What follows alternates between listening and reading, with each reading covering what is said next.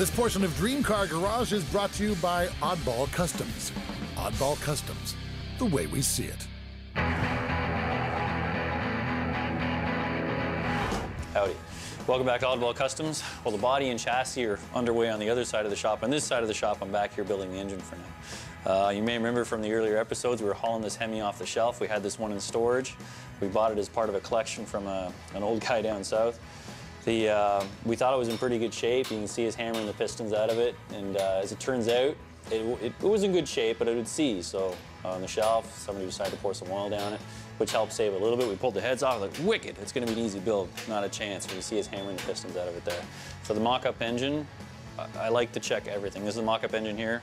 Once through final assembly, we're going for paint. But at this time, I wanted to make sure everything was ship shape on it before I put all the rings in and get all the bearings lubed up and assemble it. So what I did, I first had the crank on the bench and I measured the crank up against each one of the mains and the rods. So I took the mic, measured up the crank, set the bore gauge up to the mic, and then stuck the bore gauge in each hole across the mains and measured each clearance so I understand exactly what's going on. Because when I get on it, I want to make sure this thing's okay.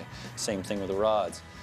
So that time I installed the crank, just a little bit of oil. I don't want to put all the lube on there at this time.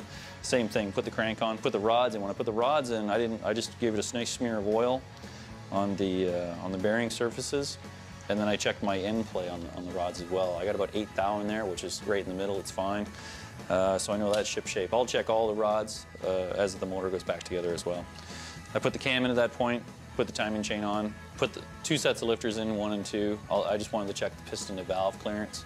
At that time, I put the rocker assemblies on. I didn't torque the head down either because I don't want to kill the gasket right off the hop. It's going to tell me, you know, maybe a couple of thou squish, but big deal.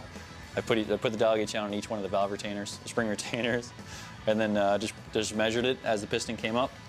I just measured the piston to valve clearance. It only happened to me once before where I had contact after I fired the engine up, so I don't like to take that chance again, even if there is no adjustable cam gear on it. All right, so that concludes the mock-up of our motor. I have to put the rings in there. I got to get the full build going now. I got to get all the slippery stuff in there. At that point, I'll send it out to the paint shop. It'll go for paint. I'll paint it in 3 different pieces, 2 heads, 1 block. They'll all come back colors, so the next time you see it, it'll have paint on it. I'd also like to thank the guys at Hot Heads for including all our internal parts. They're great guys, very knowledgeable. I ask them for help all the time. Same thing with Al's Toy Box. They supplied us an oil pan. Brilliant.